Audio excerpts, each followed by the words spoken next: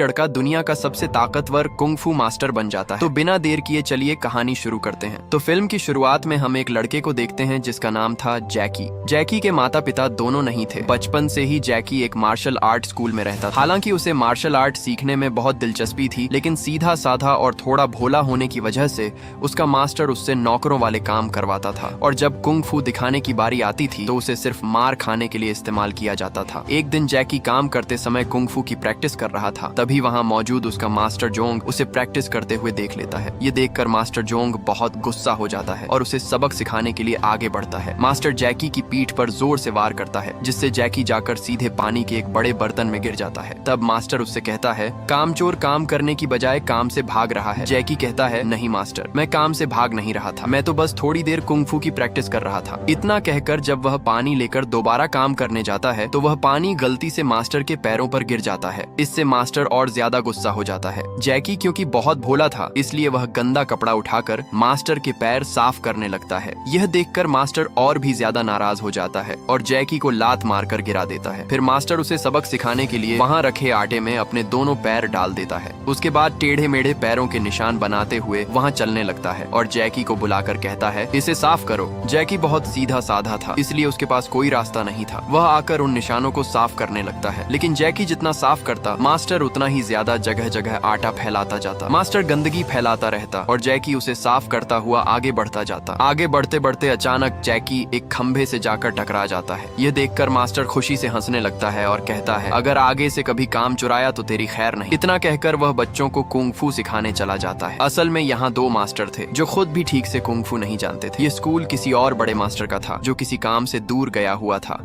इसलिए ये दोनों स्कूल की जिम्मेदारी संभाल रहे थे। बच्चों को सिखाने के लिए दोनों मास्टर आपस में लड़कर दिखाते हैं कि कैसे लड़ाई करनी चाहिए, लेकिन दोनों ही बेवकूफ थे और उन्हें सही तरीके से कुंग-फू नहीं आता था। उनकी हरकतें देखकर बच्चे हंसने लगते हैं। तब दोनों मास्टर बच्चों को डांटते हैं और हंसने से मना करते हैं। इसके बाद मास्टर जोंग जैकी को बुलाता है ताकि वह बच्चों को कुंग-फू सिखा सके।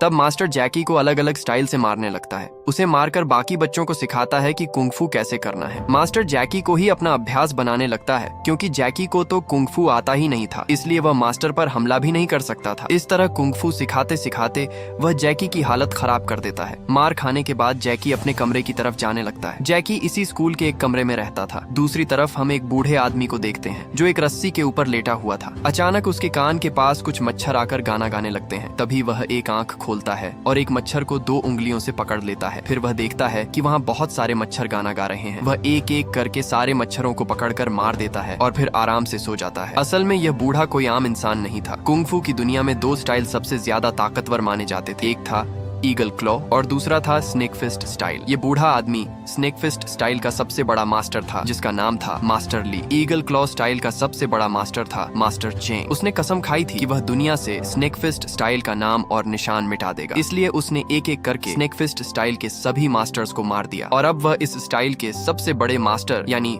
इस बूढ़े को ढूंढ रहा था। जब वह बूढ़ा रस्सी पर सो रहा था तभी वहाँ 2 लोग आते हैं। उनमें से एक उस कमरे का मालिक था। वे बूढ़े आदमी के पास पैसे ढूंढने लगते हैं, क्योंकि उसने कई महीनों से किराया नहीं दिया। पैसे ढूंढते हुए उनमें से एक आदमी एक डिब्बे को छू देता है। तभी उसमें से एक सांप बाहर निकल आता है। सांप देखकर दोनों डर जाते हैं और इधर उधर कूदने लगते हैं। इसी मौके का फायदा उठाकर बूढ़ा वहाँ से भाग जाता है। वहाँ मौजूद लोग उसे मारने के लिए पीछे आते हैं, लेकिन उन्हें नहीं पता था कि यह बूढ़ा कोई साधारण आदमी नहीं, बल्कि स्नेक फिस्ट स्टाइल का सबसे बड़ा गुरु था। इसलिए वह कुछ ही सेकंड में सबकी हालत खराब कर देता है। वह ऐसे ऐसे अंदाज में लड़ता है कि किसी को समझ ही नहीं आता कि उनके साथ क्या हो रहा है। वह एक आदमी के कई सारे दांत तोड़ देता है। वे चाकू से भी उस पर हमला करते हैं, लेकिन बूढ़े का कुछ नहीं बिगाड़ पाते। फिर बूढ़ा उन सभी को हराकर वहाँ से चला जाता है। इसके बाद मास्टर ली वहाँ मौजूद एक मार्शल आर्ट स्कूल की छत के पास जाकर लेट जाता है। यहाँ मार्शल आर्ट की 2 स्कूल थी। एक थी ईगल क्लॉ स्कूल और दूसरी थी हंगवे स्कूल, जहाँ जैकी काम करता था। ईगल क्लॉ स्कूल में उस दिन वहाँ का मजिस्ट्रेट अपने बेटे को मार्शल आर्ट सिखाने के लिए लेकर आता है। मास्टर कहता है, हमारे स्कूल से बेहतर स्कूल आपको कहीं नहीं मिलेगा, आप बिल्कुल सही जगह आए हैं। तभी मजिस्ट्रेट का बेटा, जो काफी मोटा और बहुत ज्यादा खाने वाला था, कहता है,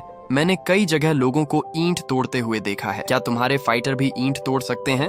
तब मास्टर उसे कहता है, हाँ, हमारा फाइटर भी ईंट तोड़ सकता है। इतना कहकर वह वहाँ मौजूद एक आदमी को बुलाता है और कहता है, अरे एक ईंट तोड़कर दिखाओ। तभी वह आदमी एक ईंट लेकर उसे तोड़ने के लिए तैयार होता है। तभी मोटू कहता है, रुको, यह कहकर वह वहाँ 2 और ईंटें रख देता है और कहता है अब इसे तोड़कर दिखाओ। मास्टर इशारे से उसे तोड़ने के लिए कहता है। तभी वह आदमी इतनी जोर से वार करता है कि ईंटें टुकड़ों टुकड़ों में टूट जाती हैं। ईंट तोड़ने के बाद वह वहाँ से चला जाता है क्योंकि उसके हाथ में बहुत दर्द हो रहा था और उसका हाथ घायल हो गया था। मैजिस्ट्रेट फैसला करता है कि वह अपने बेटे को इसी स्कूल में दाखिला करवाएगा। फिर जाते समय वह उस मास्टर से मिलने के लिए बुलाता है। मास्टर अपने हाथ पीछे छुपाकर उन्हें विदा करने के लिए आता है। तभी मोटू उससे हाथ मिलाना चाहता है। जैसे ही वह उसका हाथ पकड़ता है, मास्टर दर्द से चिल्ला उठता है। मोटू देखता है कि उसके हाथ की हालत बहुत खराब है। मोटू कहता है मैं ऐसा कुंग-फू नहीं सीखना चाहता। यह कहकर वे वहाँ से चले जाते हैं। मास्टर उन्हें रोकने की कोशिश करते हैं लेकिन वे चले जाते हैं। तभी वे मास्टर ली को वहाँ जमीन पर लेटे हुए देखते हैं और कहते हैं इस भिखारी के यहाँ रहने से ही हमारा बुरा हुआ है। इसके बाद वे मास्टर ली पर हमला कर देते हैं। तभी मास्टर ली उन सभी को पकड़ पकड़ कर अलग अलग स्टाइल में मारने लगते हैं। उसी समय जैकी वहाँ से गुजर रहा था। उसने देखा कि 5 लोग मिलकर एक बूढ़े आदमी को मार रहे हैं।